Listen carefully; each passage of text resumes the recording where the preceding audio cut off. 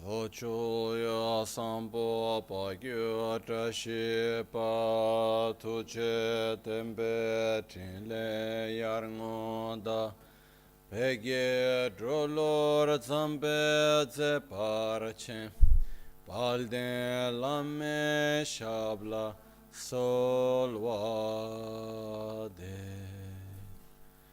Om Guru Vajra Dara Suma Timo Nisha Sanekar Uta Vardanya Shri Bhadra Varsa Manya Sarva Siddhi Hum Om Guru Vajra Dara Suma Timo Nisha Sanekar Uta Vardanya Shri Bhadra Varsa Manya Sarva Siddhi Hum Om Guru Vajra Dara Suma Timo Nisha Sane Karma Uta Vardanya Shri Bhadra Varsa Manya Sarva Siddhi Hum Om Guru Vajra Dara Suma Timo Nisha Sane Karma Uta Vardanya Shri Bhadra Varsa Manya Sarva Siddhi Hum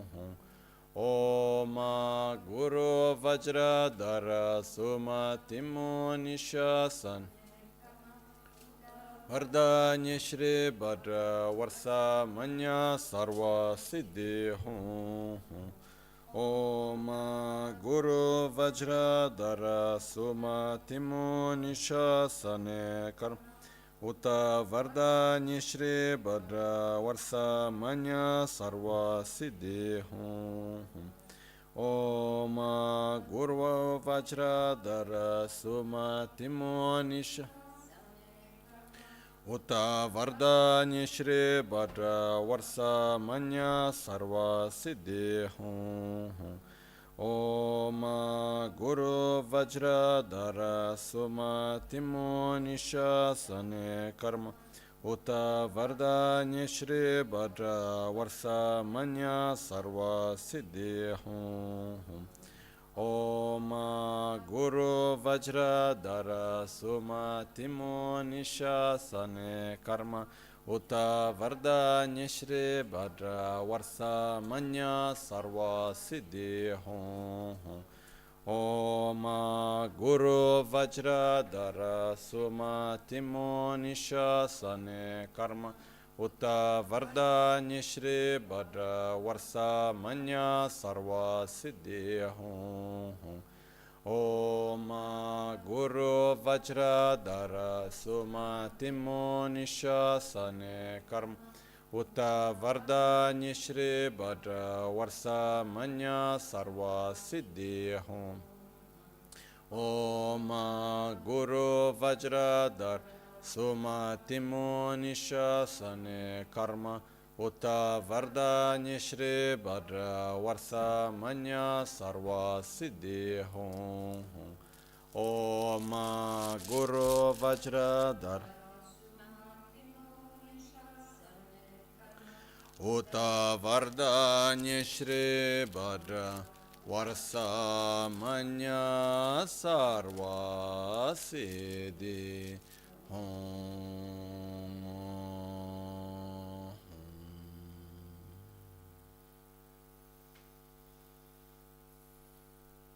Pakyuke Kodan Dagi Loya Pakyuke Sundan Dagi Nga Pakyuke Tugdan Dagi Yi Tenyerme Chikto Chingi Lo Makyuke Kodan Dagi Lo Makyuke Sundan Dagi Nga Makyuke Tugdan Dagi Yi Tenyerme Chikto Chingi Lo Om Muni Muni Mahamuni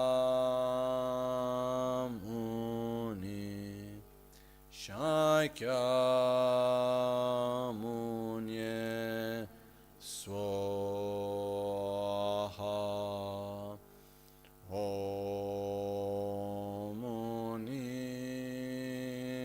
Muni Mahamuni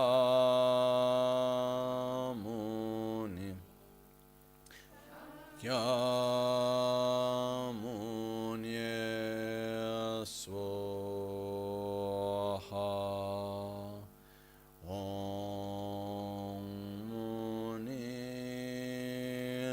Muni Mahamuni Shakyamunye Swaha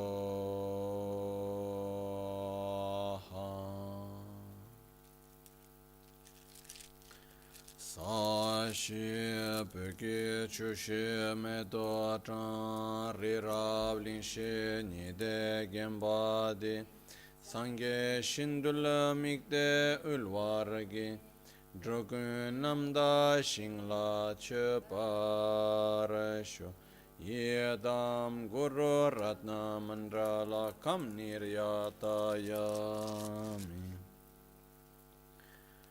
Sange Chodan Soge Chonam La Jancho Pardo Dani Kyapsochi Dagi Jinso Gibe Sonam Ki Drola Pinchira Sange Druparasho Sange Chodan Soge Chonam La Jancho Pardo Dani Kyapsochi Dagi Jinso Gibe Sonam Ki Drola Pinchira Sange Druparasho Ya Sange Chodan Soge Chonam La Jancho Pardo Dani Kyapsuchi Dagi Jinso Gibe Sonam Ki Drola Pinchira Sange Druparasho. In the Buddha, Dharma and Sangha, I take refuge unto enlightenment. Through the practice of generosity and the other perfections, may I attain Buddhahood for the benefit of all sentient beings. Nel Buddha, nel Dharma e nel Sangha prendo rifugio fino all'illuminazione. Con la pratica della generosità e delle altre perfezioni, possa io ottenere lo stato di Buddha per il beneficio di tutti gli esseri senzienti.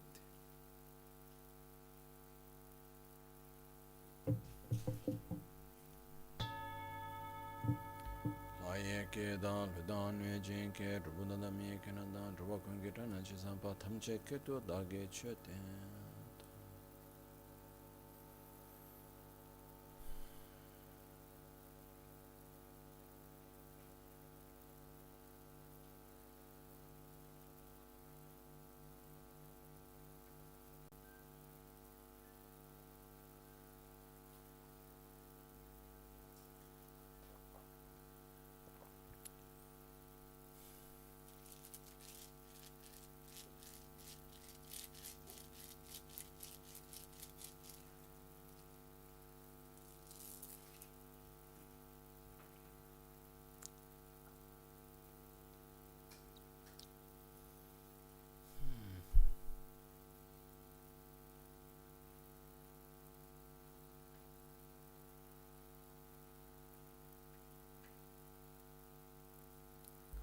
So,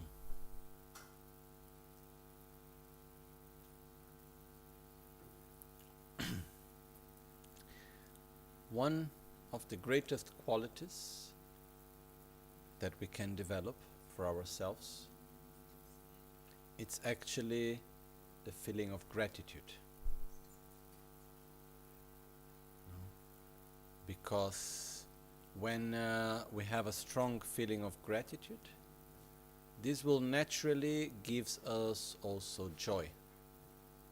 Because if we think actually what is gratitude, if we try to remember when we feel gratitude, how does it look like? How does it manifest in ourselves? with joy. Okay? But it's joy that is connected with someone else.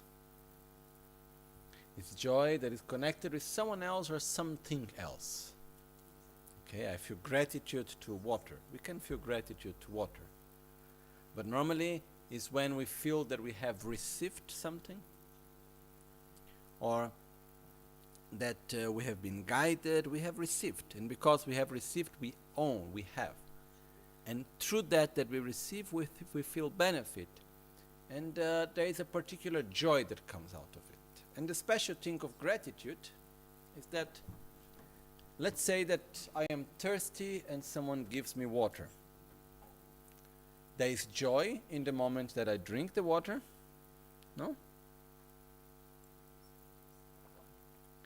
But once that moment of joy is finished, if I still have gratitude, whenever I remember with gratitude, that will give me again joy.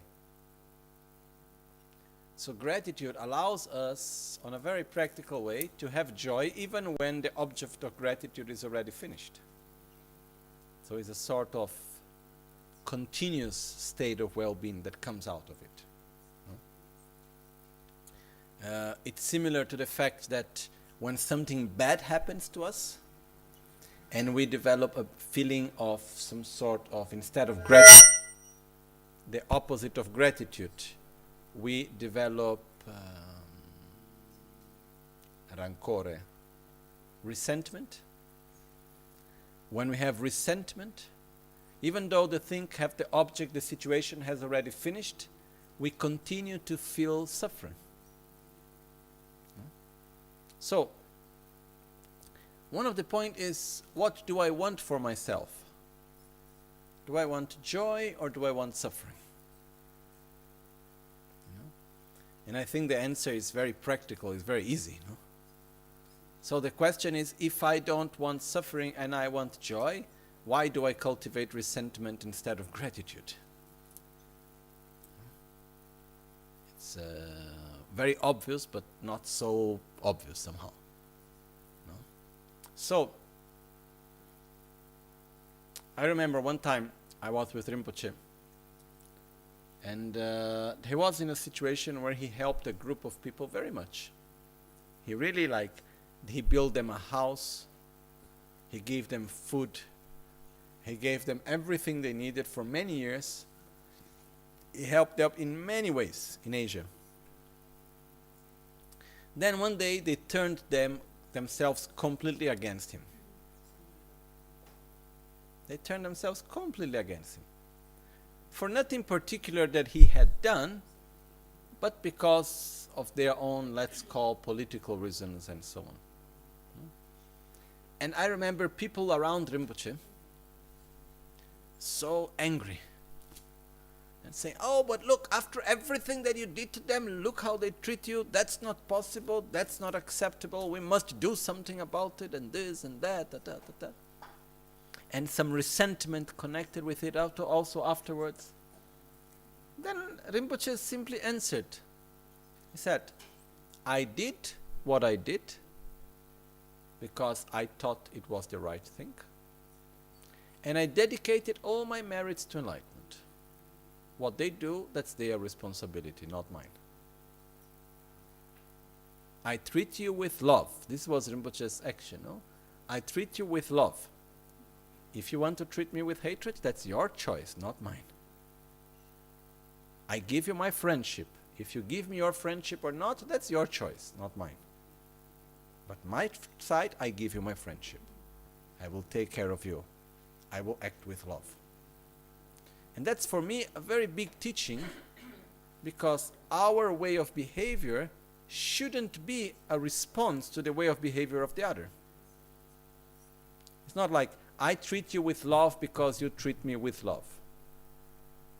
I treat you with love because I know that's the best for me and for others. And that's what I want for myself and others. I give you my friendship because I am truthful to my own friendship, independently if you are truthful to your friendship towards me or not. So, very often when we have a sentiment of this feeling of resentment, we connect it with external things that happen. Like, I don't want to have any resentment, but look what have happened. How can I be without resentment? Okay. And when I look, Rinpoche has been for me an incredible example of that. For example, he told me once that when he arrived in Italy, the first he went to Bologna, and then after he was for something like 1 year or something like that in one place called Gubbio, one city called Gubbio, near Assisi. No? And there was a person that took him into his house. So that was, receiving Rinpoche in his house, and he took care of him. He offered Rinpoche a place to stay and so on. And the owner of the house, after this, Rinpoche never used this term. There's other people that were living together and they were together with Rinpoche, they told me the stories, saying that he was not always so stable in his mind, and sometimes he would make use of some drug, and then he was a rich man, and he would have a lot of land. So he would take the tractor and go around to plow the land. How do you say it in English? To plow the land. And without needing to plant anything. He would just take the tractor and go hours plowing the land, and he would have a lot of energy, and he was not a very stable person in a way. Anyhow, at one point, some people did gossiping about Rinpoche from Asia, and like a lot with jealousy, tried to direct his support somewhere else. Fact is that the guy got back and he was upset with Rinpoche. We didn't and never understood exactly why. But instead of saying, "Oh Rinpoche, please, I don't want to take care of you anymore," he took all the things from Rinpoche and threw from the window on the second floor. And he threw Rinpoche out of the house completely, in the most terrible way, no? Rinpoche, he put everything in the car and he said, "We go to Milan." Not during the trip, not after the trip, and not in the 40 years that came after, Rinpoche ever said one negative word about that man. Never. And never manifested any bad feeling. Whenever Rinpoche talked about him, he talked with a nice feeling of gratitude. There was a beautiful feeling behind. And for me, this is so beautiful because it is showing like, okay, the gratitude is a quality that we have. It's not the response of what other people do or not. The same way resentment is a result of our own state of being. It's not a result of what other people do. I don't know if this is clear. Maybe it's not so easy. Okay? But normally when we feel resentment, we are the victim. That's how we live, how we experience it. No? And when we feel gratitude, we are the one receiving the great benefit somehow. No? But both resentment and gratitude are two states of being that depends on ourselves and not on others. Okay? And these are two states of mind that we can cultivate or not. This depends on us. Okay? Even on the daily basis, whenever we criticize, we cultivate resentment. Whenever we are grateful and we say thank you, we cultivate gratitude. No? Also because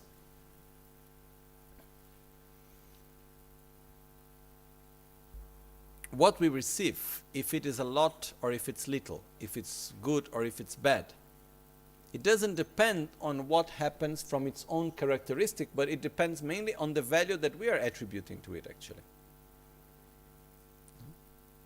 So, I remember one day, this for me was a good example. I was driving near here in Verbania, and then suddenly I saw many cars stopped in front of me, but they were all very much in the corner of the road and looks like there was a double lane. So I took from the left side and I just went. And what happened was that when actually I was going through, then I listened the sound of an ambulance and I pulled to the side. And after some time, as there was a bit of traffic, the line would go and then would stop. Every time the cars would stop, I would see some cars behind me, a lady coming out of the car and then walking into the direction of my car. And then the car would go again, she would go back inside the car. Then when the traffic would stop, she would go out again. Then after I saw this 2-3 times, I thought, oh, maybe she wanted to talk to me. So I waited a little bit and I allowed her to come. And then she came and she started shouting to me in the window. And she was very aggressive. And she was saying, who do you dare to think who you are? Because, you know, we all stop because of the ambulance and then you pass in front of all of us without giving any importance and care for the ambulance and this and that. And then I simply said, I am sorry. I didn't understand at the moment that there was an ambulance, and I didn't understand that it was one lane only. I'm sorry, this was my own mistake. As soon as I saw, I pulled out to the side, and okay, sorry, no. Anything else I can do for you? I don't know, sorry. No. Anyhow, then the traffic was moving, the lady went back to her car, okay? What I saw at that moment was that inside of me, even though I knew 100% that I haven't done anything wrong, there was a little part of my mind that started to manifest some sort of defense. Then there was someone else in the car who was attracted towards me, a friend, that started to find faults in the lady. Oh, but you see, that's a stressed lady and this and that, blah, blah, blah, blah. And then I saw the dynamic of the enemy of the friend is one's own enemy. Nemico dell'amico, no? Or for the friend. The real problem is for the person, because every time that we start acting in this way, they was losing one relationship. No? So what I want to say with this is that in our spiritual path, we project the same patterns that we have in our daily life. The two things are not separated. Spiritual path in one way, life in another. It's all together. We cannot separate things. What we develop spiritually, we apply it in our daily life. How we live our daily life, we cultivate our spiritual path. They go both together, inevitably. So, one of the first qualities that we should develop on our path is to rely correctly upon the Guru by mind and action. And in the ways of relying correctly upon the Guru by mind, one of the fundamental aspects is to develop gratitude. This gratitude that just by thinking about the Guru gives joy.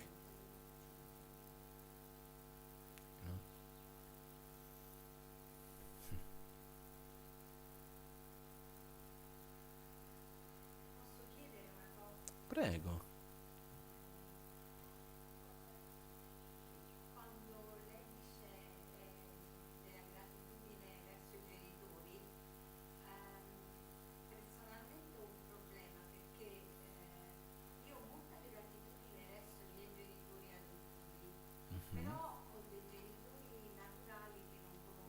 E non riesco a connettermi né mentalmente né con le emozioni, a nessun livello riesco a connettermi con loro. Ok. Rispondo in inglese, okay? So the question is about having gratitude towards one's own parents. So our friend was saying that she has difficulty having gratitude towards her biological parents as she was adopted. So she can connect to the parents that grew her up, but she has difficulty connecting by any means to her own biological parents. Gratitude it's not towards necessary a category, which means father, mother by itself. It's towards those that have helped and taken care of us. So in this case, that you have received this care from someone that was not your biological parents, it's okay. The important thing is that you have this feeling of gratitude towards them. They were those that took care of you, first of all. You know? This is something that is very important. Then here we could open another whole door, which is if there is any particular resentment towards one's own biological parents or not. And this is another issue. That's another thing, no? And one of the important things is that we need to very often, when we understand the other, then it's more easy to accept. No? But what is important is that when we talk about gratitude towards our parents, it doesn't mean necessarily towards our biological parents. It's towards those that have taken care of us, that have grown us since we were very small, that have educated us, and all the rest that have taken care of us. So, if you have gratitude towards the parents that grow you up, that's more than enough. And that's already very, very important. No? Because the gratitude, as I said this morning, towards the parents, it's not towards the fact of having given us this body, this life. It's to the fact that they have taken care of us in the moments that we need it the most. This is a big difference. Okay? So, it's an emotion that we need to cultivate. And when we do this in our daily life, then we will manifest in many other aspects. Okay? And how to say?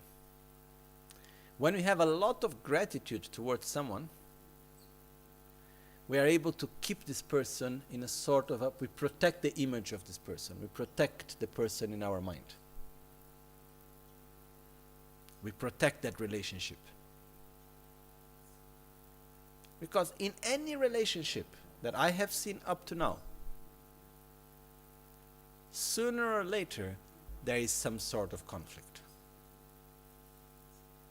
Sooner or later, the other person does something that we don't agree so much, or there is something that we don't understand, or there is something that we get harmed by it, and so on, you know. All levels. I have seen this in all sorts of relations.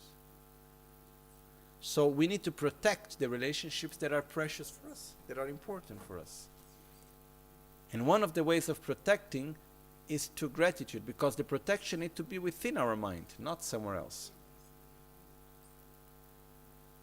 So,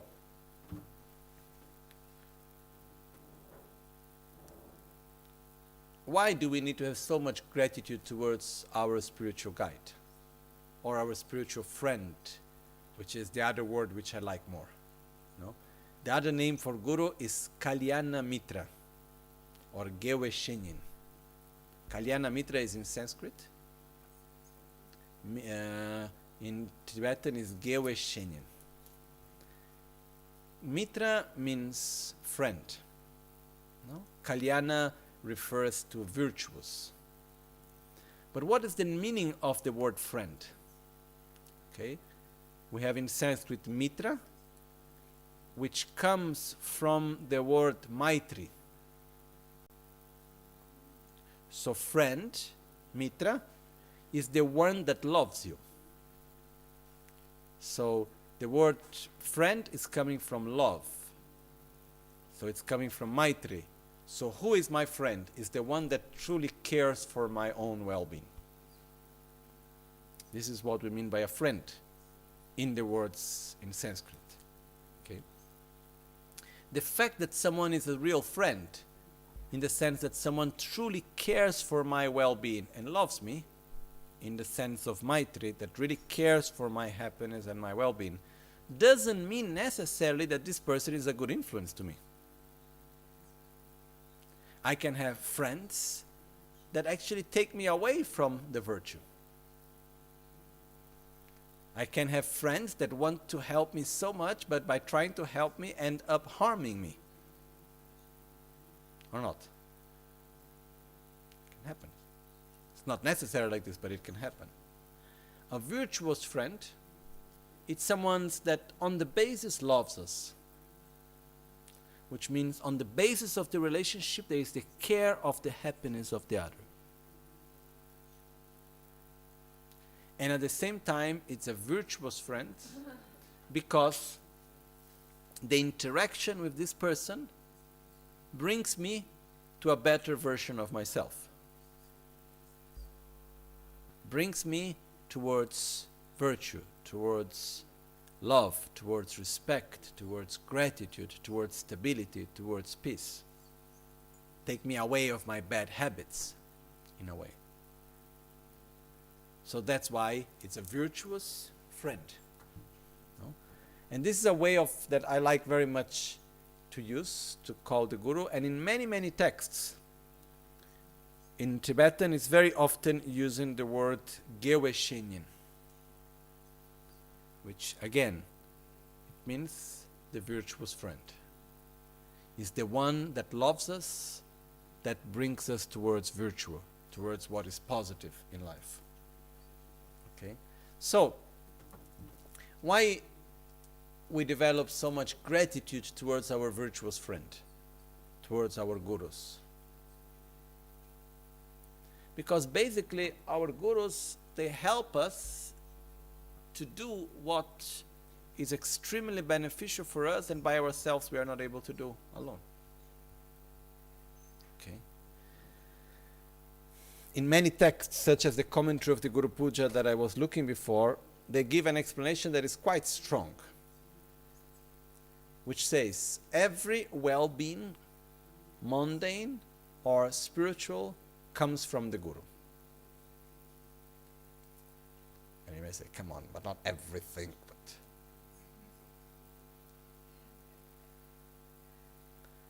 what is being said here is that every well-being that we experience, it comes from positive karma, from acting in a virtuous way. Okay? And what is the function of the Guru in this or other lives? To show us virtue. So anyone that guides us with love towards virtue, that's our Guru. That's the one that is our spiritual friend or our virtuous friend. You know, the Guru doesn't need to be necessarily dressed in a certain way, speaking in a certain language, within a certain religious context. We can have Guru in many levels. Even in the text which is represented in Borobudur, which is the Ganda Vihwa, in which this sutra, it shows the life of one practitioner, which is called Sudana, and he goes through 50 gurus on his path. These 50 gurus, half are men and half are women. And at the same time, there is all sorts of gurus. Some of them are religious persons, some of them are not, some of them are formally like people that actually do formal, spiritual practices. Some of them are nothing connected to it, at least apparently. There is one guru that is a prostitute, another guru that is the guy selling alcohol, all sorts of conditions. But each one of them, at a certain point, interacted with the practitioner and made him realize a certain part of the path. So all of them were his gurus because together they guide him on the path to enlightenment. Okay? So in our lives, this doesn't mean that we need to have, when we talk about guru, there's two ways of looking. One way, it's a more formal way. Okay, this is my guru, I took refuge, and so on. If we look in a more open way, everyone that through their interaction brings us towards the path to enlightenment it's a manifestation of the Guru.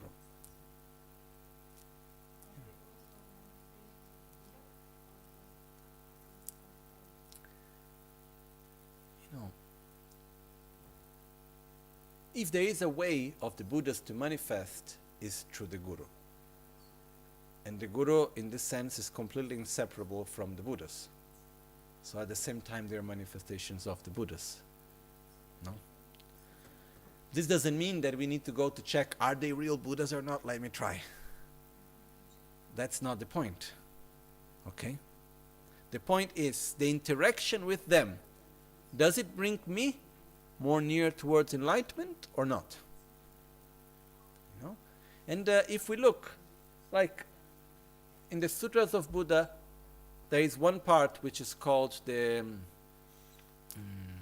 Jataka tales, in which Buddha tells about 500 lives that Buddha had as a human being and 500 lives that Buddha had as animals, both of them as bodhisattvas.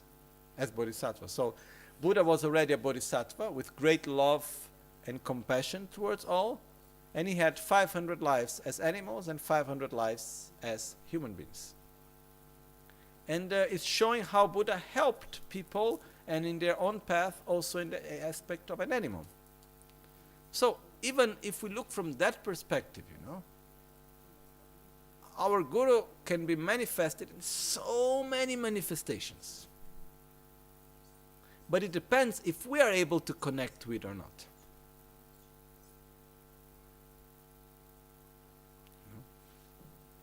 Because if we connect to the path and we are open to see and to learn, we can receive so much from so many places.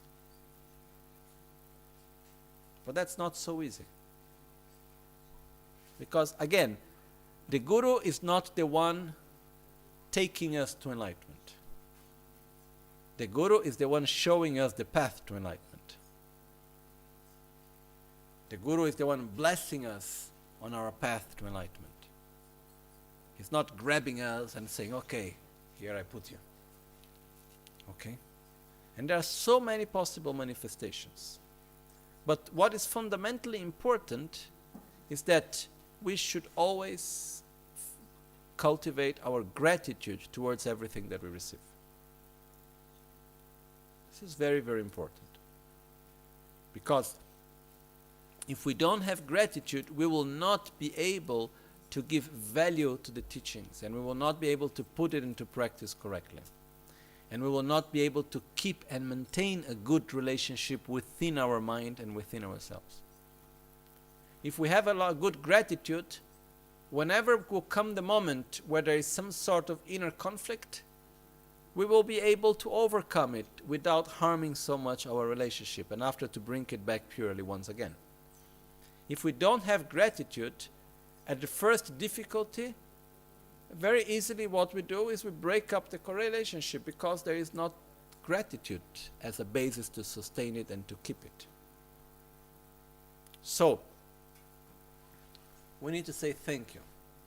We need to manifest our gratitude constantly by thoughts and by actions. Why do we make offerings?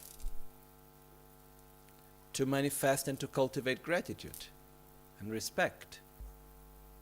Respect means we value.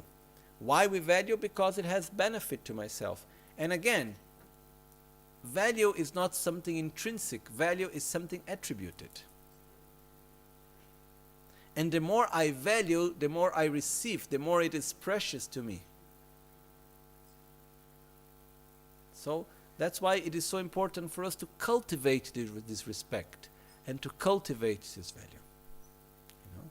It's not for any reason that all our masters in the lineage, they put so much effort and importance into this. So much. You know? That when it's like when many masters in the past, when they would give teachings, in Tibet was a lot like that, in India before also. Many gurus, they would not give teachings unless they were requested many times. Minimum 3 times. And normally what would happen is that the disciple would go and will ask, oh, please, can you give me this teaching? And then the Guru would say, no. Then he would come and ask again, and then no. Then the third time, and then the answer would be, yes, but I tell you when. You know? And in between of the first request and the last, maybe 12 years have passed. Maybe 5 years, maybe 3 years, who knows? Okay? So imagine that, for example, you want to learn how to meditate. And you go to someone and you say, can you please teach me how to meditate? Not now. Okay. Then you go, not after 5 minutes, because it took long time for you to reach there to make that request. So you wait another year. Then you go and you come with offerings as a sign of respect and everything, and then you ask, can you teach me how to meditate? No. Not now. Okay. Go back. Wait. Accumulate some more merit. Try to do something. Then after a third time, again come with offerings, may at least 1 year after. Normally the gap should be as little longer. Okay, oh please, would you teach me how to meditate? Yes, with these conditions. First, stop using your phone for 3 months, then come back to me. For example, conditions are given. Then we put such a big effort to request to learn how to meditate so many times. And then finally they say, yes, but I need to stop using my phone. Oh, that's difficult. But okay, I will do it. So we put the phone aside. We stop using the phone. We go back to writing letters. We go back to walking distance to talk to our friends. And then after 3 months, we go back there, and then finally we will receive the teachings how to meditate. How much value we give to that teachings? Big value. And after receiving the instructions how to meditate, what do? We meditate. Because it is I have received something so precious, so difficult to get. I put so much effort into it. So I am grateful that I have received, because it's something so rare, so difficult, and I put so much effort into it. So because of the value that I give to it, I will put it into practice better. And there will be not one day that I don't meditate. And then I get the realizations. If I go to the teacher and say, can you teach me how to meditate? And he say, yes. Right away. Most probably I fall asleep during the explanations. Or I listen to explanations, I try to do a few times, then I let it be. And who is losing? Me. There was a Hindu master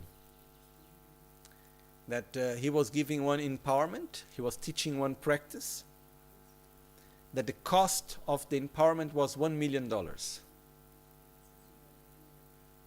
It was a private empowerment, and to receive it, it was very secret, and to receive that initiation you need to pay $1 million. And this master, he had an incredible humanitarian work in India, building many schools, doing so many things there. No? But he found this way, because coming to the West, he understood that people value what they pay. No? India needs money help. And they need to put into practice the spirituality. So how I make them to value the practice? Make them pay a lot of money. No? I have never done something like this. I don't think that's my way of doing things. But somehow I can see his way. But the fact is that if we need to pay a lot to receive one teaching, or to learn one method of meditation, or to learn to receive the transmission of a mantra, and we need to pay a lot of money for that, do we value it afterwards? Somehow yes, because that's our unhealthy relationship with value and money. So the more I value something, the more I put it into practice. The more what I have is something rare. It's something special, you know. And if we see many teachings, a lot of emphasis is done on how rare the teaching is and how difficult it is to get, and all of this, because when we give value to something, then we keep it preciously. No? It's like if I give to you, you know, a little thing with, even let's say I give you 5 diamonds.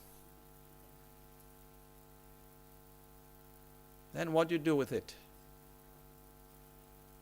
You keep it carefully? Or just put somewhere like this? I think you keep it carefully, no? Why? Because we give value to it. What's the point of having diamonds? You cannot even eat it.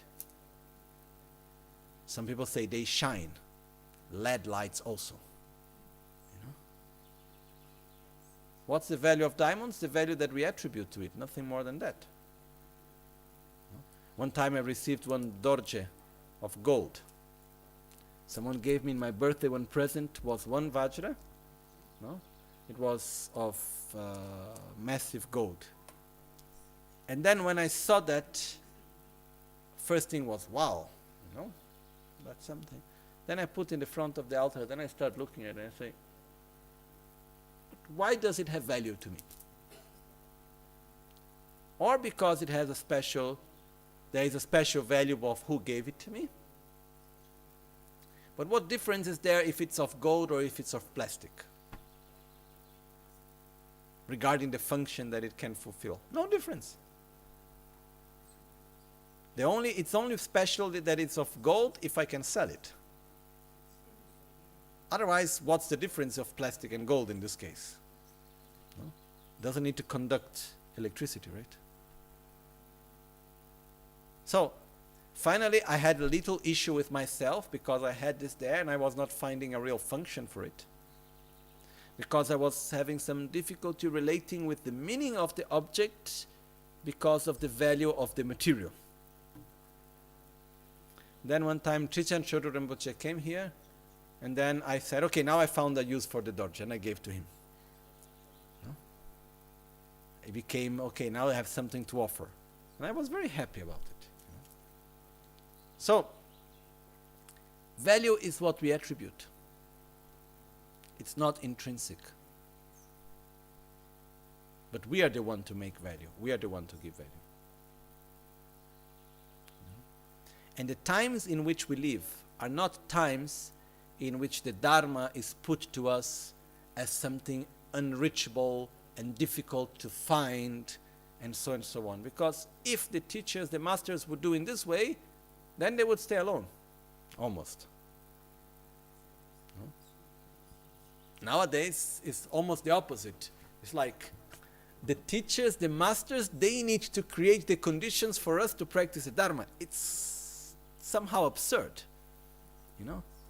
Like, even if we think here, the Dharma Center, no? What will be the logic for centuries? The people that want to learn the Dharma create a center and invite the master. Here is the other way around. The master comes, makes the center, buys the land, makes the effort to pay the bills, to organize everything so we can learn the Dharma. It's like giving the conditions and everything, inviting us for that, because we are very new. We are like small babies. I mean, we as society. No? I'm not saying each one of you, okay? Maybe you are very grown up, but in our society, many of us, we are somehow like babies. So, it's important for us in these times where everything comes so easy. We receive all the teachings, we receive all the empowerments. Any book that we want is easily available. Everything is there, you know. A guru is always there for us in so many ways. Rinpoche was showing this in so many ways, you know. And then, we need to value. We need to say thank you. We need to manifest our own gratitude. And this we develop in our mind and externally. externally, the ways of doing it, one of the ways is by making offerings. For example, whenever I would go to the monasteries, like in India or in Tibet, whenever I would come to Italy to see Rinpoche, when I would travel, like always the first thing, go to my gurus and make them an offering. Why? I say, if I don't make an offering, they don't teach me. They don't guide me. They say, sorry, excuse me, you didn't do your annual offering, so the time, for your, your guru subscription has ended. If you stop paying your guru subscription to enlightenment, I'm not guiding you to enlightenment because your subscription has ended. No. No, we did a subscription when we took refuge, and then it's forever. It's because I need it. That's why I make the offering. Because I need to cultivate my faith, my gratitude, my respect. That's why I do it always. And some people ask, how much do I need to offer? The correct offering is that which is not too much and is not too less. Is that in which we put some effort, but we still feel there is something that we can do without harming our own balance.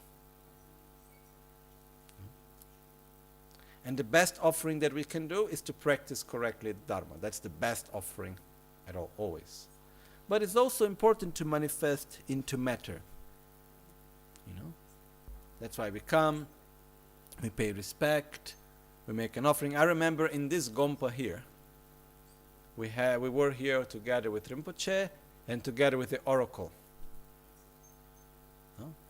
And I remember the oracle saying here, he said very clearly to all of us, whenever you come to the Gompa, never come empty-handed. Always bring something, at least one flower, one kata, one offering. Never go to a teaching, never go to something empty-handed. We should always have this dignity of offering. This I added, he didn't say these words. Because when we offer, we are the one that receives the most, sincerely. Why we should not go to the Gompa empty-headed? Because we need to cultivate the value of being here, the value of sharing the Dharma. And because of that, it's important for us to manifest such respect and gratitude, because it is important for us. Okay? I know that some of these things don't fit so much into our modern mentality, but they need to be said. So, it's the same way we go to see our parents. We bring something to them. We manifest our gratitude. It's not because they need. We need. And another way is that we make offerings, and then the other way is that we pay respect. We pay respect by the way how we talk. We pay respect by the way how we act physically. And the greatest of all offerings and of all respect is to put correctly into practice the teachings. Okay? If anyone is interested to go into deeper details of what is the correct way of external behavior in front of the Guru and this and that, you can read the 50 verses of Guru devotion, which you can find it in internet. There are books about it and so on. There is a translation of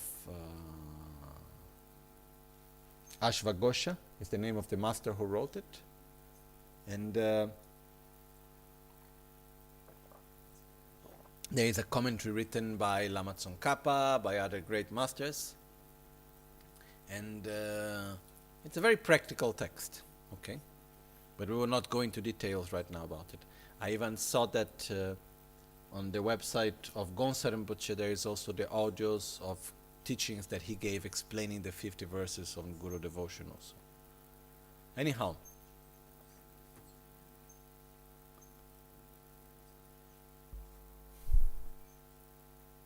The important thing is that we need it, not anyone else. When I pay respect to someone, it's not because that person is worth of my respect or not. It's not because that person needs my respect or not. It's because I need to cultivate respect. I need to value that relationship. I need to develop gratitude for my own well-being. And that's important for me.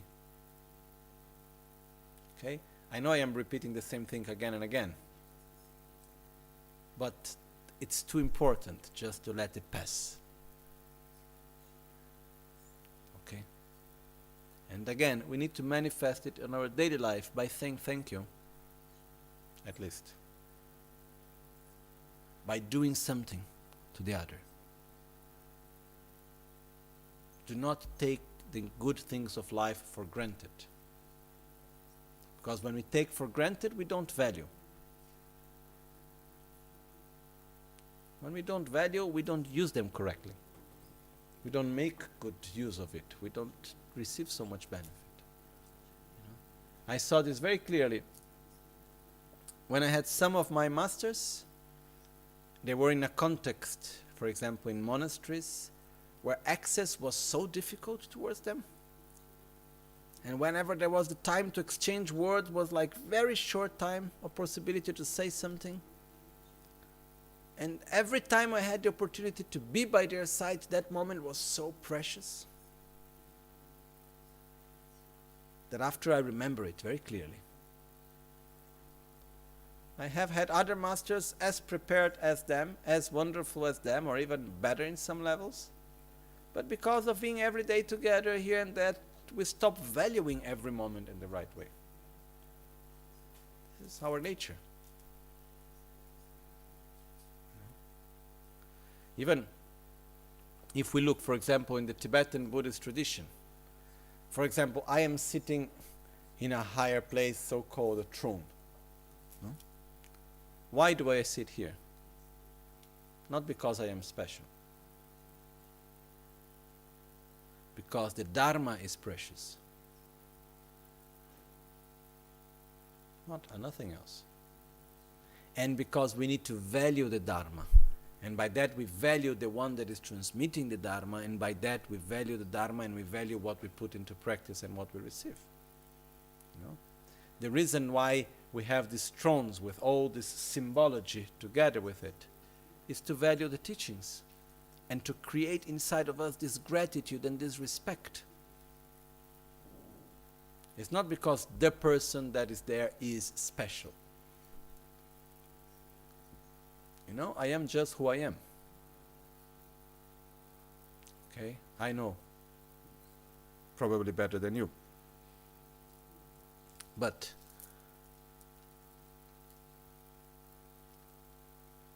in the beginning I had quite some difficulty.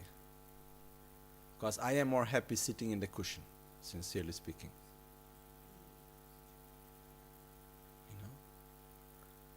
But for whatever reason in this life, I found myself, as it says in Tibetan, needing to give the back to the altar, which means representing the Dharma, the teachings.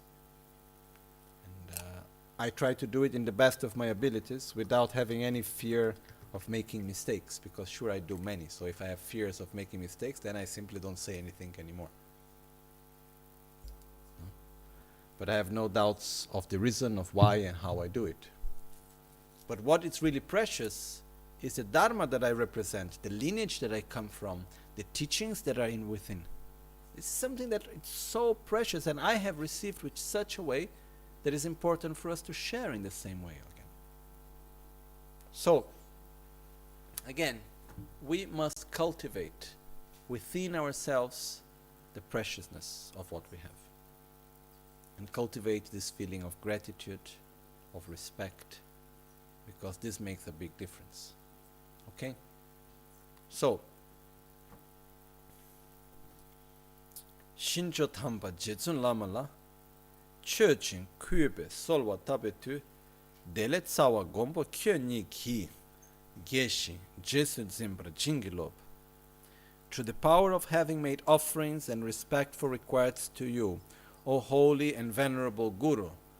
Here, there is one point which is it Guru or is it Gurus? Okay. I personally prefer Guru, not Gurus, because the Guru is the embodiment of all the Gurus. Okay. But truly doesn't make it much difference how we say. In Tibetan you can say in both ways. In this case, there is no specific thing about plural. So, O holy and venerable Guru, supreme field of merit, we seek your blessings, O protector, which means the Guru that protect me from suffering by showing me the path of Dharma, root of well-being and bliss, root of well-being and happiness. By following the correct advices, by following the path of the Dharma, I will gain well-being and happiness. That's why the Guru is the one giving that to me. So that, please bless me so that we may become under your joyful care. We call the Guru the supreme field of merit, not in the sense that it's like a field we hear is intended as a land, as earth, as a ground, where we can plant something. So towards the Guru, we can accumulate merit. It is supreme. From all the fields of merit, the supreme field of merit is the Guru. It is said that once we make offerings to the Guru, it's like making offerings to all Buddhas. So, and this is something that, how to say,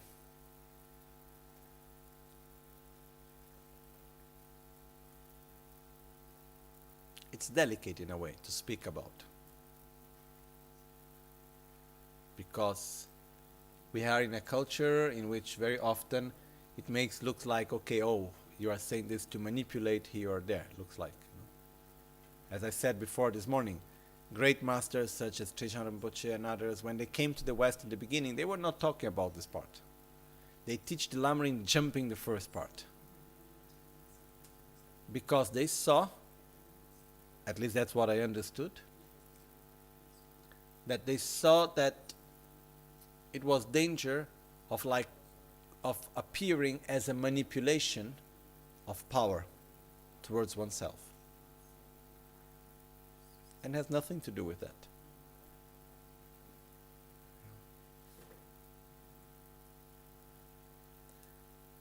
If I could add one quality that I would look in my gurus, because we talk about the 10 qualities this morning, there is one quality which I think it's very important in the past and in the present times.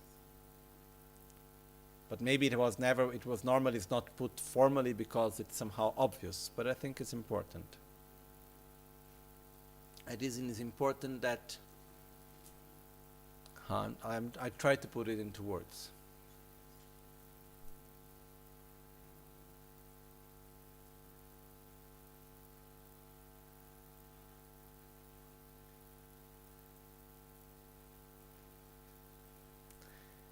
I think that we should be careful not to take refuge in someone that nourishes his self-gratification by being the Guru.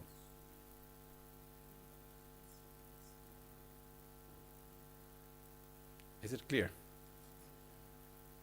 Okay. Normally, the ones that are the best ones to have power are the ones that don't want power. The ones that are the best to be in a position of influence are the ones that don't want to be in this position. No?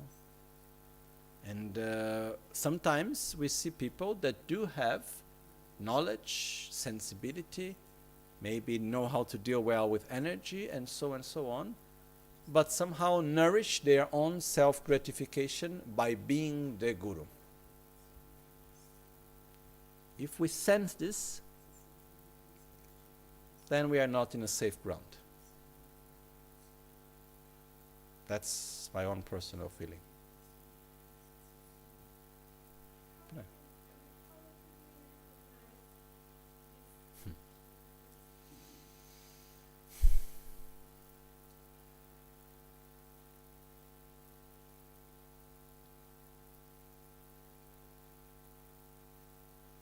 it's not something that we can recognize right away. Especially, the more experience we have, the easier it becomes to see it, you know. Like, for example, me, I have been in touch with so many masters for so many years in so many contexts. I can smell it, you know, already from far. No? And sometimes it happened that I was saying, oh, maybe that's not really true, maybe it's just my judgment, and after I always smell correctly, you know. But normally the ones that don't have this issue are the ones that do not try to impose respect or needing to have something towards them, or is not someone that will be there. One of the signs, which is not category or categoric, but is generalizing. If someone is talking too much about his or her own qualities, somehow needing to show how he's indispensable. If I come to you and I say to you that you cannot live without me and you cannot do anything without me, you cannot go only without me, you will go to hell or this or that, whatever, it's bad smell. It's not something really good. So, normally,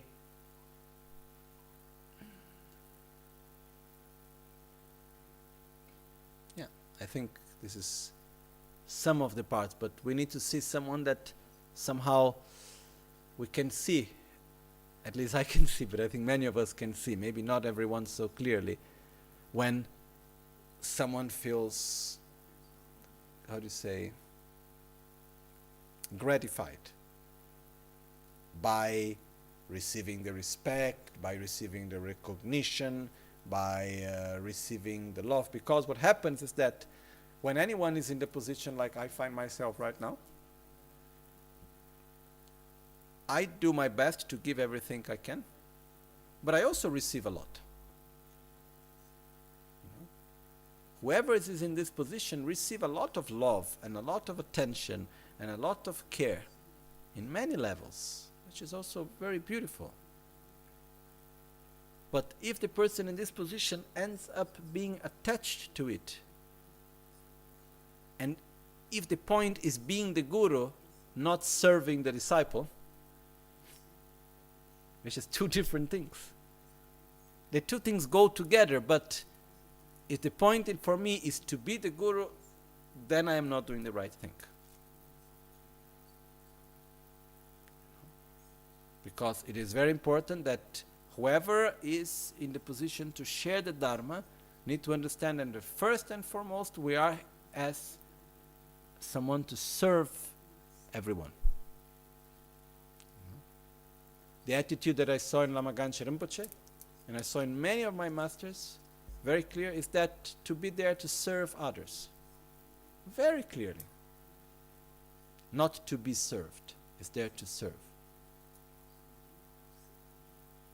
And we, towards our gurus, from our side, we must serve the guru. But the one who is really serving is the guru towards us. Because it's the one truly giving us the path and helping us in so many ways, you know. And Rinpoche used to make sometimes a sort of joke. He say, I practice Tonglen every day from my ears. People bring only complaint, I say only good things. That's Tonglen. I take the bad, I give the good. You know? Look, you know, how many times people would go to Rinpoche to bring something good for him? And how many times we would go to Rinpoche to ask something for us?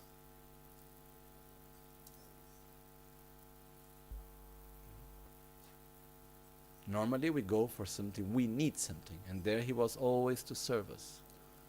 So this is an important thing.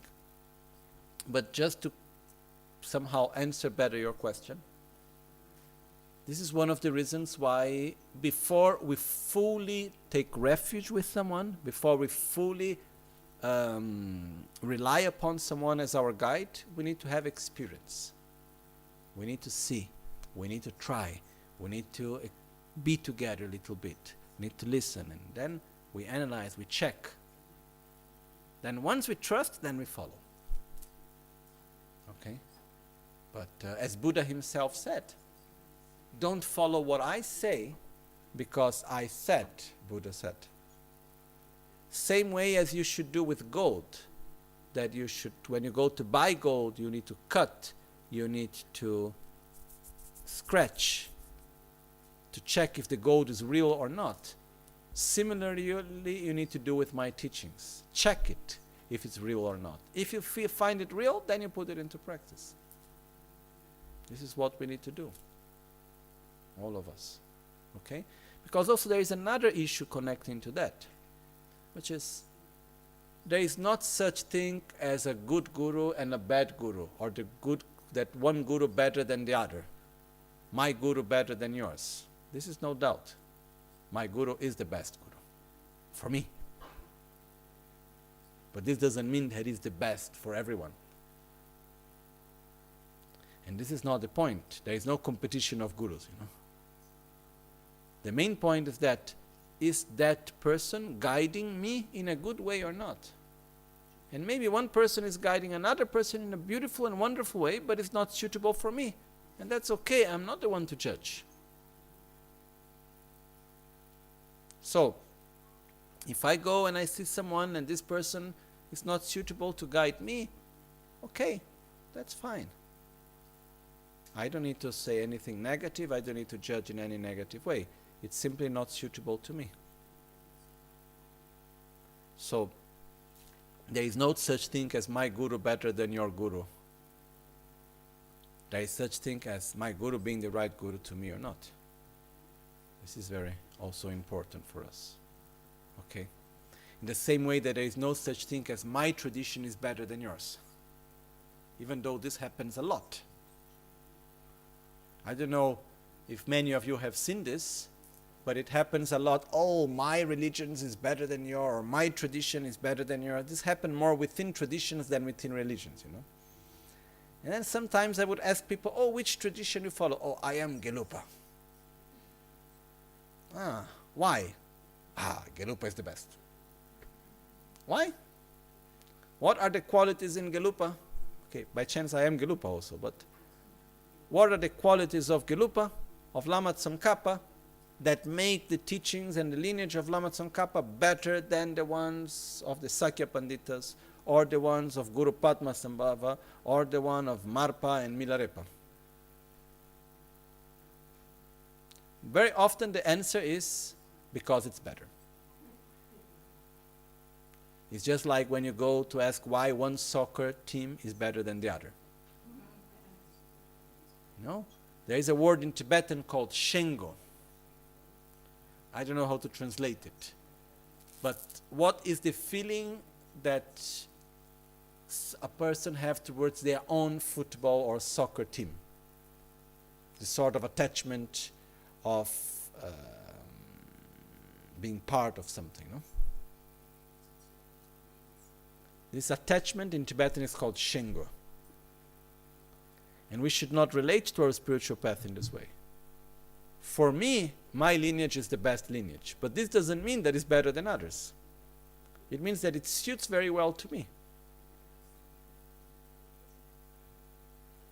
But I am not here to say that Gelupa is better than Nyingmapa, or is better than Sakyapa, or is better than Kagyupa, or better than other religion. I'm not here to put and to judge each one of the religions and the traditions of one or the other. What I'm here to say is that for me it works very well. And I choose it because in my life, my karma, my relationships, everything brought me to follow this tradition, and I follow it happily because it truly works very well for me. But this doesn't mean that it's better or worse than anyone else. Okay?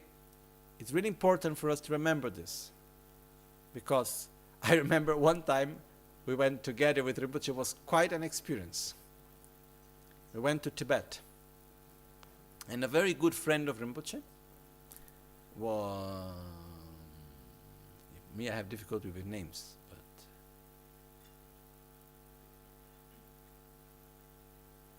But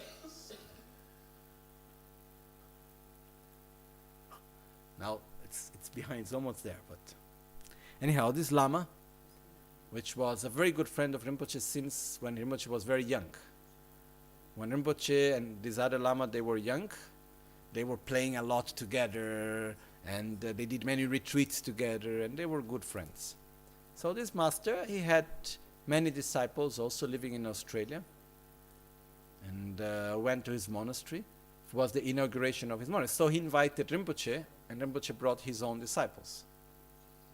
So there we were, a group of maybe 150 Westerners, and let's say from, either people from Australia are not Westerners, I suppose, but same modern culture. No? Anyhow, we were there together, and there was this very strange competition. My guru is better than yours. And the both gurus, they were so good friends, you know. And we had all the time the two together, showing that they were together, but between the disciples, because they had different approaches and so on, they were like looking to each other like not really like friends. It was very interesting. By the end of the trip, it somehow changed something, but it was not easy. And even if our gurus are the best friends, still there is the thing, oh, my guru is better than yours, and judging and looking for fault in the whole thing. It was subtle, but at the same time not so subtle in some contexts. So I talk about these things because they are important and they are dangerous. We should never enter into this type of judgment. We should look what is good for me. I receive benefit, that's enough. In the same thing that I believe, my own understanding, some people may say I am wrong. It has happened once regarding this issue, but I am very certain about it. The only true hierarchy that exists in Buddhism is the guru-disciple relationship. We can have institutional hierarchies, but not in the Buddhism itself. Buddhism itself doesn't have a clear hierarchy. The only hierarchy is me with my gurus. That's all. No? So, we relate to our gurus in a pure way. That's the most important thing. And we don't judge other masters. We don't judge negatively other traditions. This is something that is truly, truly important. And I request everyone, please, never to go and to enter in any sort of conflict with other tradition or people from other traditions saying that, oh, my tradition is better or yours is worse or whatever. Anything like this, you know. We should always, as Atisha said in the Jewel Garland of the Bodhisattva, respect all spiritual traditions and follow the one you choose with determination. So I think this is something that it's very important for all of us. Okay. So,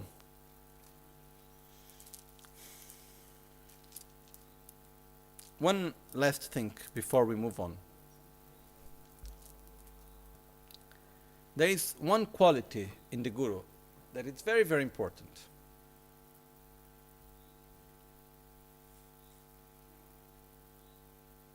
The Guru is not able to transmit to us truly that which he have not experienced or realized. That's why it's a big responsibility to teach, to transmit the Dharma, to guide spiritually, because it is said very clearly in many teachings, I can only guide others on the pathways that I have already walked. I can only show what I see. I can only teach what I know, truly. Which means that I can give very easily a lot of knowledge, but I cannot guide someone to develop compassion if I don't have compassion. I cannot help someone to develop patience if I don't have patience. I cannot help someone to develop faith towards the Guru if I don't have faith towards my Guru. I can only share what I have, and nothing more than that. Okay. So, what is the main quality that we look in our Guru? To have knowledge or to have inner realizations? Inner realizations. Because knowledge is easy to acquire. Why, for example, when a great master passes away, we look for the reincarnation?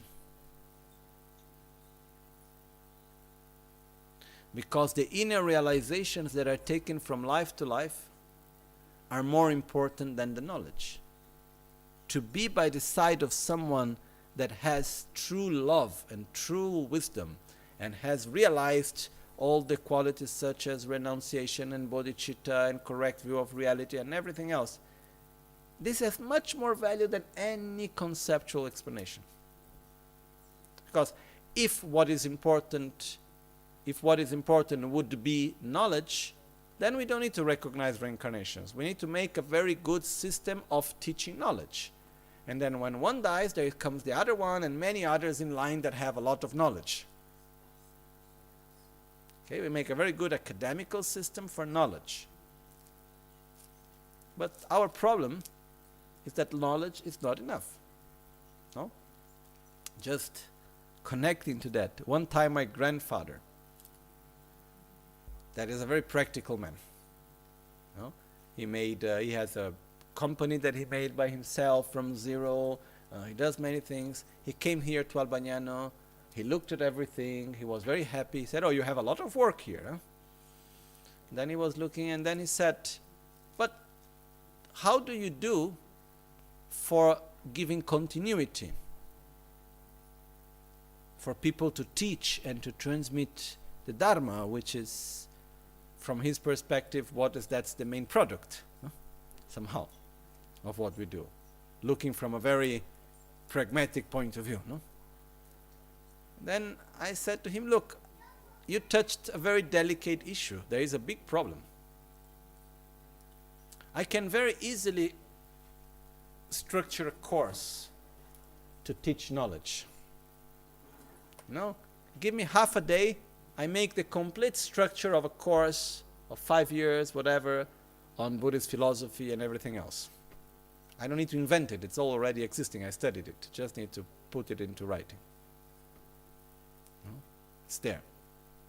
Actually, one part of it I have even written already. Okay?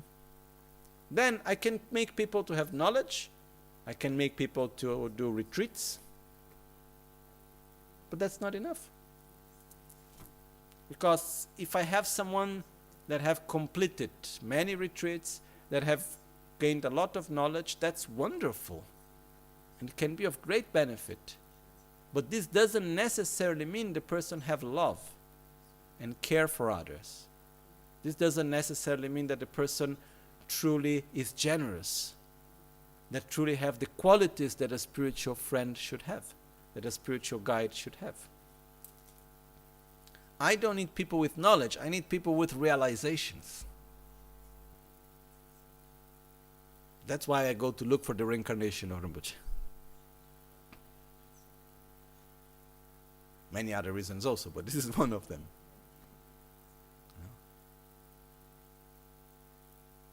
Because I trust everyone, but it's our process, it takes time. We are not here to make a school of Buddhist knowledge.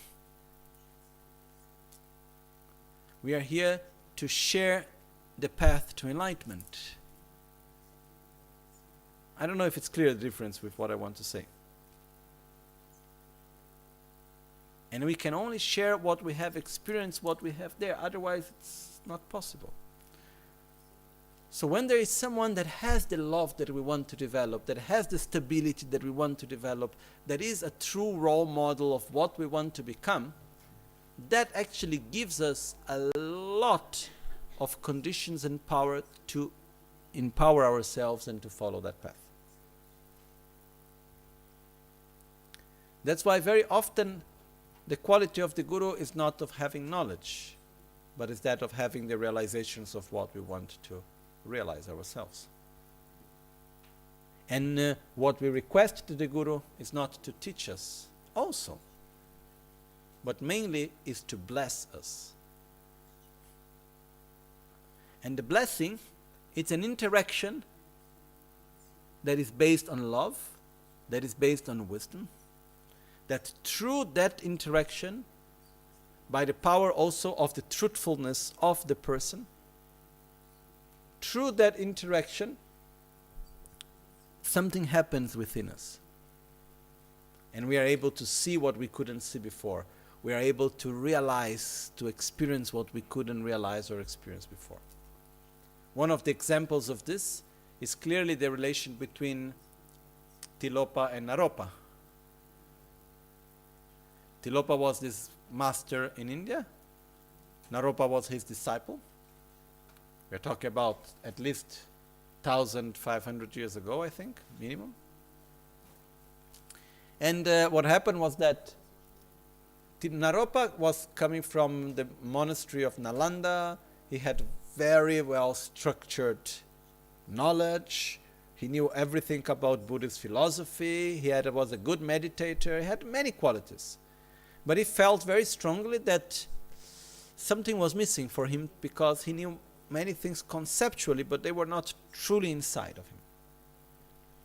So, in a retreat, he had this vision saying, you must look for the master called Tilopa. And there he goes around India looking for a master called Tilopa.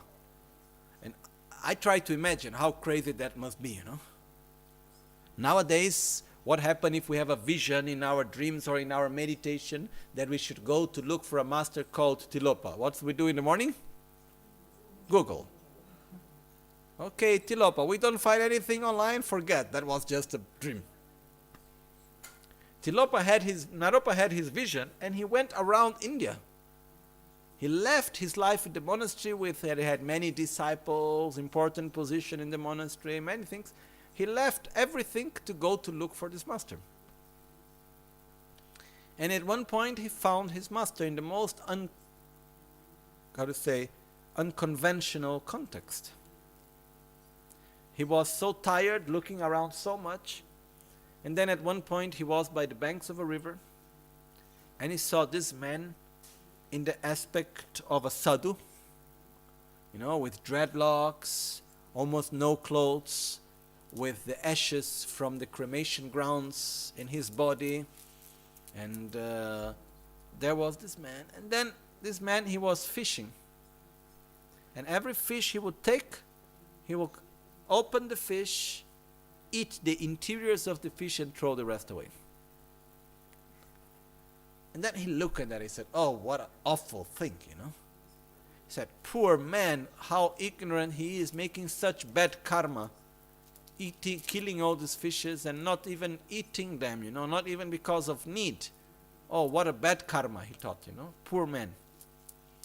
And then as he taught this, he didn't verbalize it, as he taught it, this man turned back to him and said, yeah, this poor man is the one that you have been looking for such a long time. And he turned away and he moved on. And he went after him and said, oh, excuse me, what's your name? Who are you? And he wouldn't say anything. And this was actually Tilopa.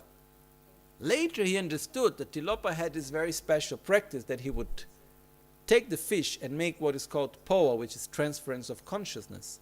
By making this, he would help the fishes to have a better rebirth. He would guide the consciousness of the fish for a better rebirth. Okay?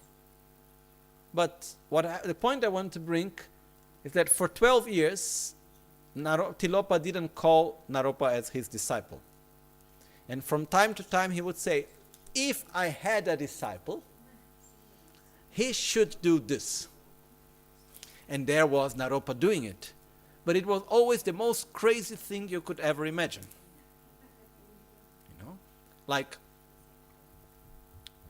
I like one of the images that remain in my mind from history is like, one time they were walking together, there was Tilopa and Naropa going after him, And then there was a whole procession of a king and a queen. In India there were many Maharajas and Maharani, the many kings and queens, local queens and kings and queens. So he looked to that procession, and then he looked and he said, if I had a disciple, he would go and squeeze the breasts of the queen. There was Naropa. Imagine he was a scholar from the greatest monasteries, okay? There he goes there, in the middle, squeezes in between all the bodyguards and the guards and everything. He goes towards the queen, put her hands in her breast. And then what happened? He gets beaten up, no? Completely. And he's left aside almost dead. And then comes Tilopa, look to him, and he would say a phrase that would look something like, there is no pain, there is no suffering. And then he would come back normally. All the pain would be gone and he would be feeling fine. And many events like this, you know,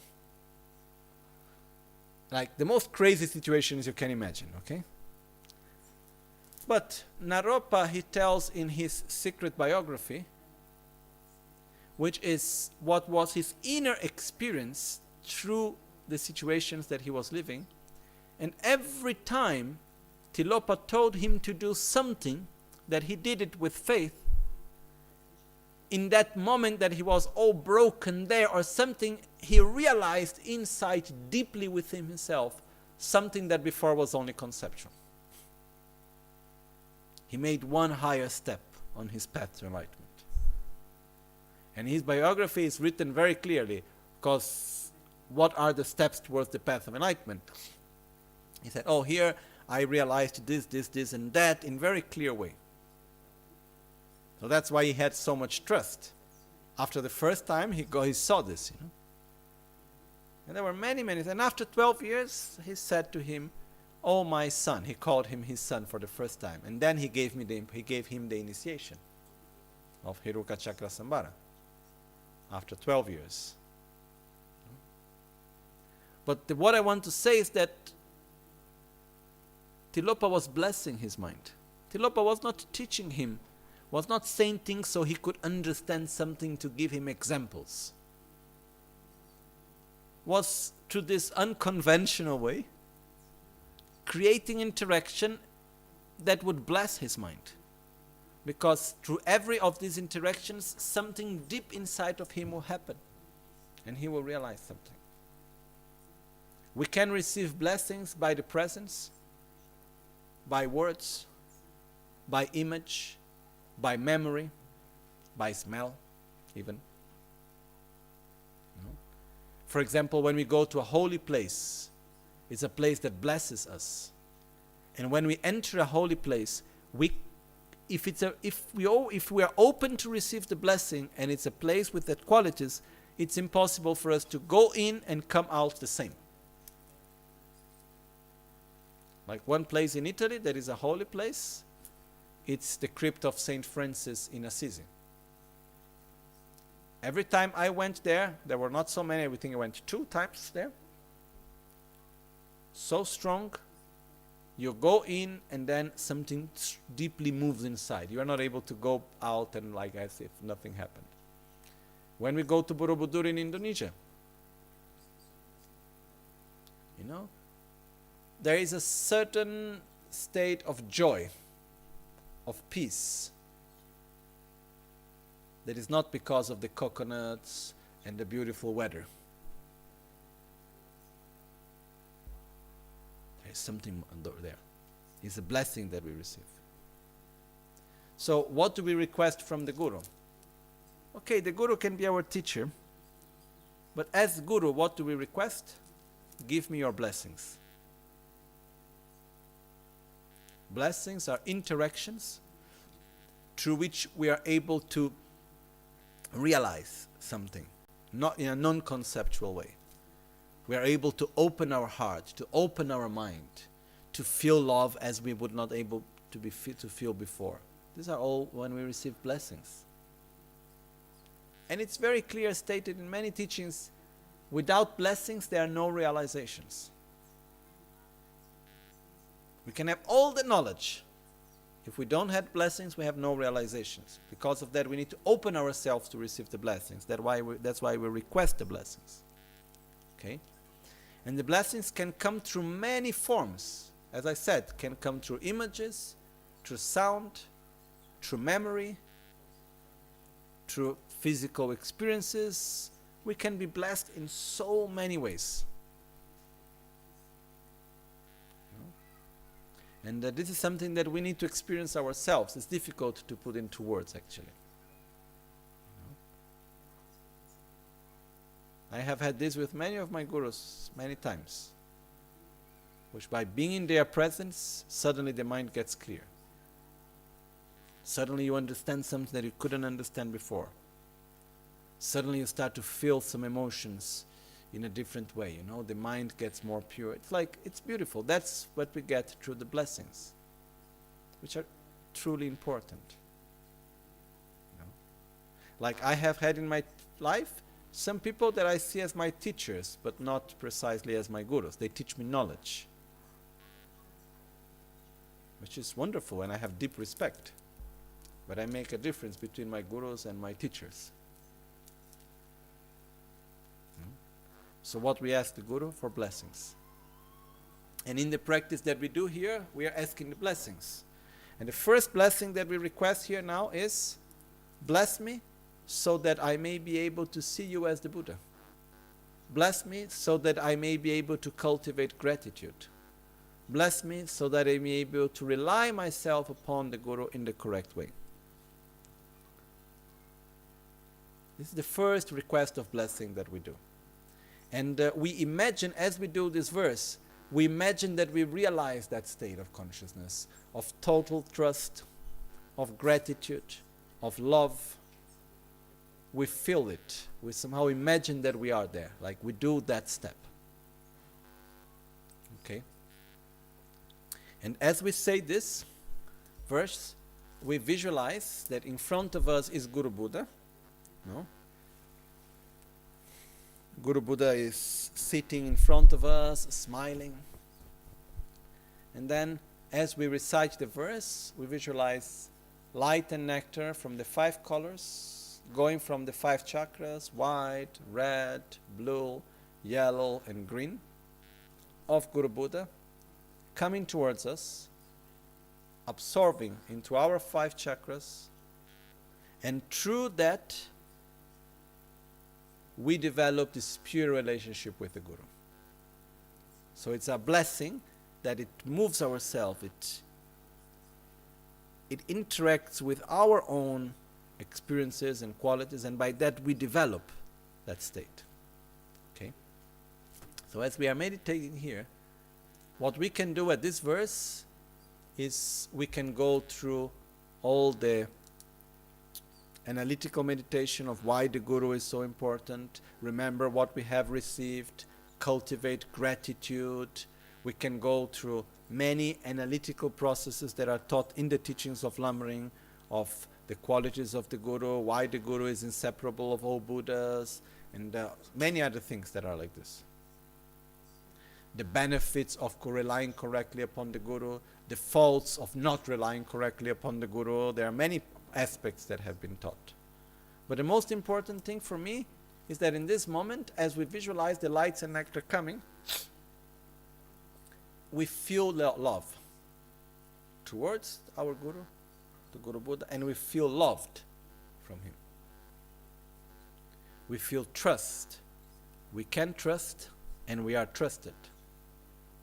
Because when our Guru accepts to guide us towards enlightenment, means our Guru trusts that we can make it.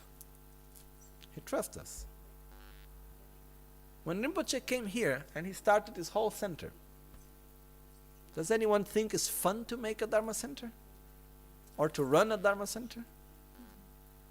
If you think it's fun, come for a trial, come for a ride. I will happily let you go once around, and I will rest a little bit, as long as you are able to keep it running. But it's not because it's fun, it's not because beneficial. I saw some people in my lifetime that they had this crazy illusion that they could make money with a Dharma center, you know. They tried, and then it was a disaster. I have never heard of any Dharma center that is able to make a lot of money. I have heard of Dharma centers that they make incredible projects and they always get little bit less than what they actually truly need, you know. It's always enough. It's like when we did the Vajravali. When we invited Nyima Tulku Rinpoche to come from Tibet to give all these teachings and empowerments here, and we invite more than 150 monks from India, from Nepal, from Mongolia, from so many places to come here. When we started that project, I remember the meeting that we had not much money for it. And I said, that's such a special opportunity, we do it. The bank director said to me that if we need, he can give us a quick loan of 50,000 euros. Let's try, we do it. You know? Finally, we spent 220,000 euros. And how much did we gain in the whole process? Around 220,000. You know? And we had done one of the most incredible events that we have ever done, and I don't know how easily we could ever repeat it. So this is what happens when we put energy with a good motivation. No? There is a saying, many of the monks and lamas that came at that time, they were so happy, and they were using this saying, which is Chöshing Chena Charshim Pap. If you act in accordance with the Dharma, it will fall as rain. Which the meaning is, if you act with the correct motivation and for the benefit of the Dharma and the sentient beings, the tools to make it happen will come to you as rain falling from the sky. No? The resources necessary. All this to say, why did Rinpoche start this center? For one reason. He trusted us. He trusted that he trusts that we are able to put it into practice, the teachings, that we are able to make benefit of it, that we are able to gradually follow this path. Otherwise, there is no reason to do all of this. There is no reason to teach the Dharma. That's the only reason why all the great masters of the past and of the present have been teaching and guiding us, because they believe in us. So this relationship of trust, of mutual trust, in which we trust the Guru that guides us, and the Guru trusts us even more than we trust ourselves. That yes, we can make it. And I saw this with Rinpoche. For many years he would say the same thing to the same person, you know? And after 20 years repeating the same, with the same love, with the same kindness.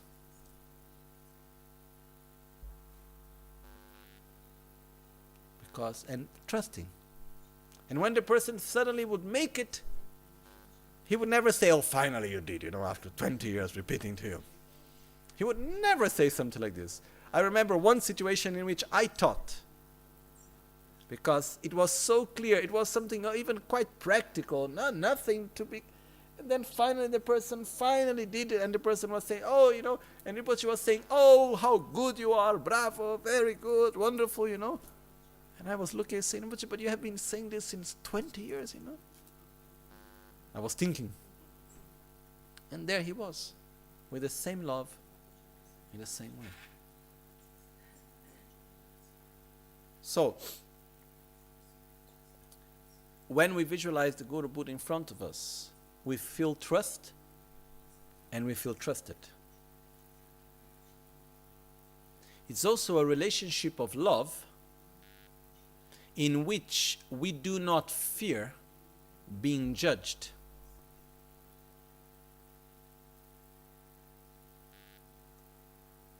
We do not fear, oh, maybe my Guru would not like me anymore.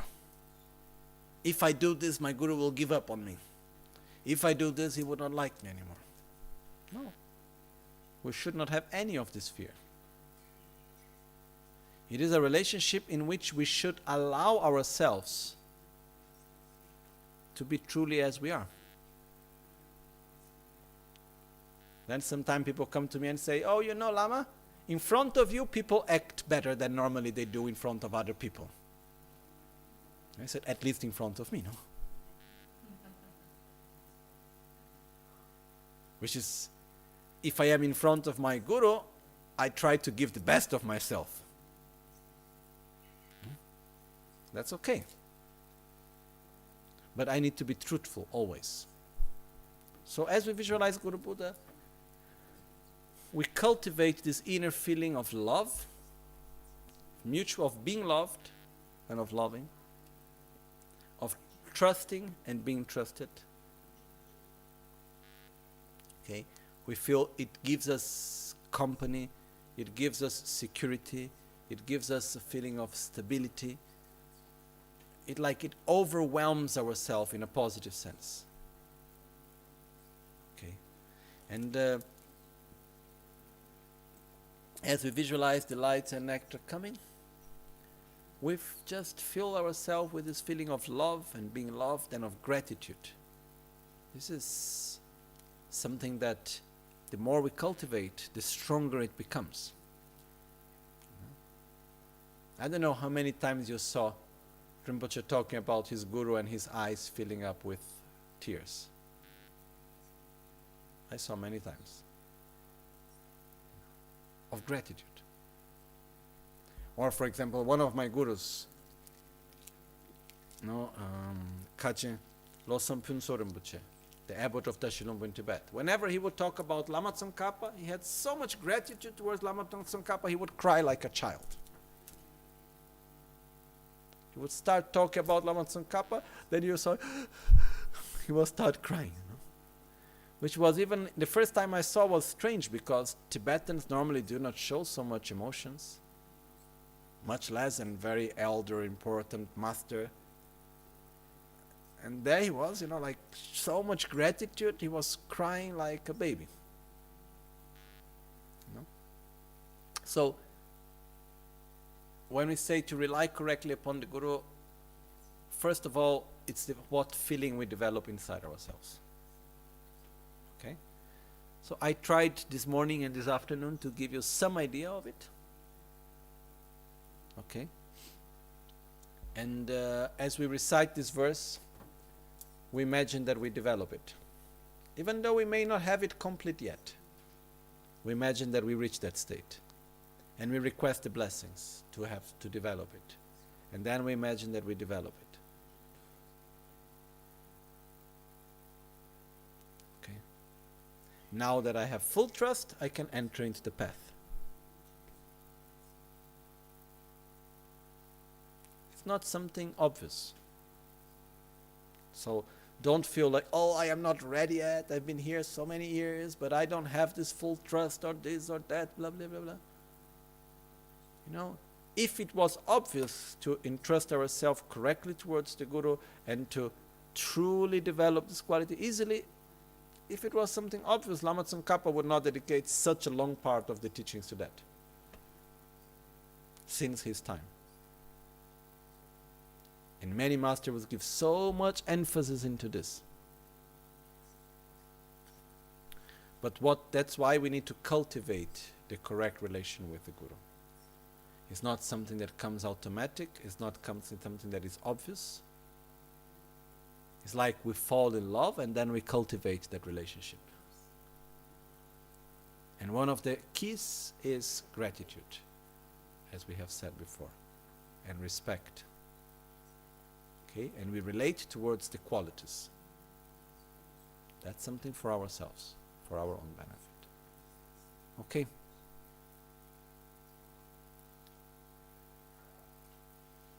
We do now the prayer of Rinpoche, of swift return. As we do the swift return prayer, it is not based on an aspect of,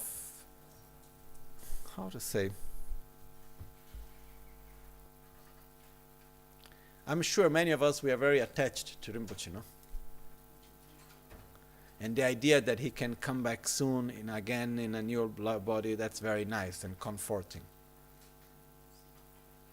But why do we request Guru Buddha to be reborn soon? Why do we request our Guru in this way to manifest himself soon, again in a gross body?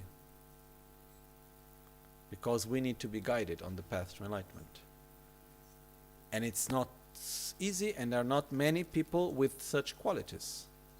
I have met many teachers and many people with great qualities, but I met very, very few that I could get in touch with such great qualities like Rinpoche, like Lama Michel Rinpoche. And we have a special connection between us. So we request, please come back to continue to guide me. Because the gross mind changes from life to life, but the very subtle mind continues. And the qualities, the deeper qualities, they are there. They are within the very subtle mind. And one thing that I just wanted to add, as we do the prayers, we should have no hurry for Rinpoche's rebirth. But we should request and we should pray that there may be the right conditions. No? If Rinpoche is looking around, oh, where do I need to be reborn? Where is the best condition? And if he needs to wait few months, 1 year, whatever is the time necessary to find the right parents with the right conditions that is of greater benefit for the Dharma and us, that's the best. That's what we do. So when we talk about swift return, it doesn't mean that the main objective is quick return. It means come back as soon as possible in the best conditions as there could ever be. Because this is another aspect which is very important also. Okay? So when we make our prayer, we direct saying, please come back soon in the best conditions that can continue to help me so that I can continue being guided by you. Because if we had the qualities, the realizations, we could be guided by Rinpoche without him needing a gross body. No? Connect. Prayer, meditation. Go on. But normally when we sit down to meditate, what do we connect with? Our thoughts. Lama Tsongkhapa, who was his main guru? In the second part of his life, later in his life, was the Buddha of wisdom Manjushri. Because he had the ability to connect with someone that is there that we cannot connect. But because we need manifestations in the material world, that's why we request, please come back to this material world in order for me to be able to see, to listen, and to be guided. Okay? Yeah.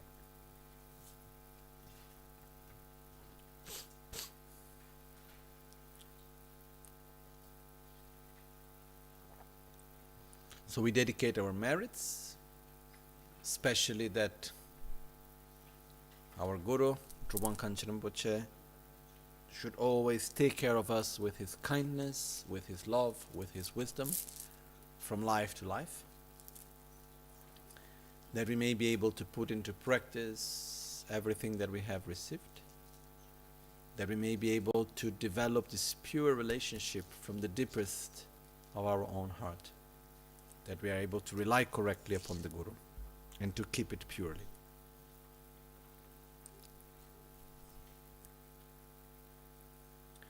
Sashi peke chushe medo chan rirab lingshe nide gemba de sangye shindul mikde ulwarge drogun namda shingla che parashu ye dam guru ratna mandrala kam niryata yami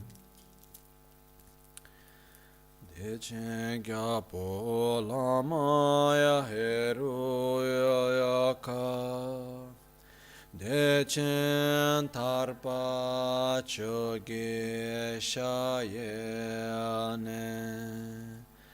Dechen tabshe ngeten nyimpe chen Dechen yabyon songge da kyon zi Lo san tempe nyenche si pe mi Top ten de Gud zime kön yampor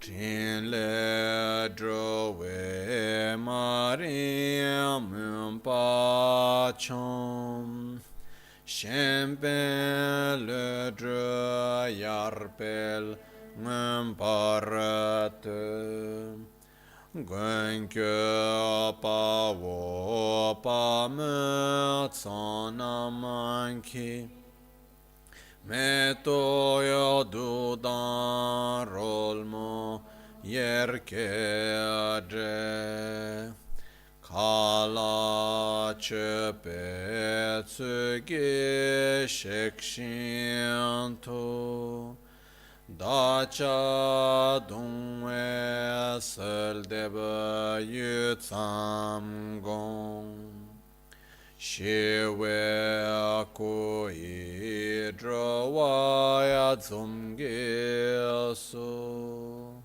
Shiwe sungge chedra na warjeb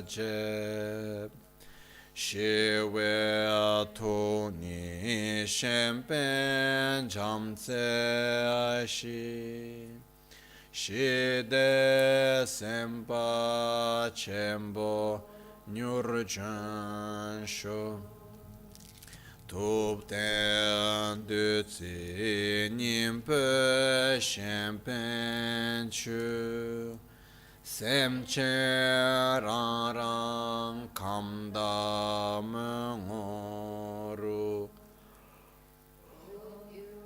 Tsimze drubwa rimpo yache Rime drowe nyenchi nyurjan sho Drobwan kenyi drowe shideratse Dasoya namkyan shide tuntuya nyer Chisi drowa shide chongchoya tu Malev tesi kyesha Tenso yachi Dachare me chishin drupaya la Lama concho sumge tu jindang Che paraten son dorje shudense Namshe chinle Ton troya zya kewa konto yanda lama dang Dralme cheki pela long ching Sadang lamgi yenten rabzon Changi kopam Nyurto vesho Jetsun lame kutserap Namkara chinle chochur gepada Losan tembe dremes Munse tautu ne gyurchi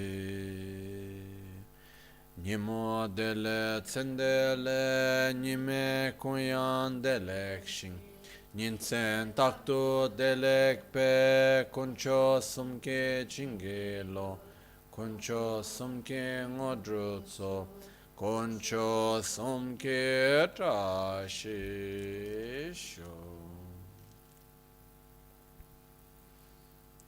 At dawn or dusk, at night or midday, may the rituals grant us their blessings. May they help us to achieve all realizations and sprinkle the path of our lives with various signs of auspiciousness. All'alba o al tramonto, di notte o durante il giorno, possano i tre gioielli concederci le loro benedizioni, possano aiutarci ad ottenere tutte le realizzazioni e cospargere il sentiero della nostra vita con molti segni di buon auspicio. Thank you very much. Grazie a tutti. So tomorrow morning we will dedicate the whole morning time for prayers, puja, dedicated for the swift return of Rinpoche, as in his memory tomorrow is the day of Rinpoche's birthday. So we will dedicate it especially for that. Okay? So we will gather here tomorrow morning for the puja. Puja starts at 9 and it goes until 1. So we will do the classical Guru Puja as we normally do, and then we will do also a little bit accumulation of the swift return prayer. We will do the recitation of that more times also. Okay? So, and then we do the teachings tomorrow afternoon. Okay?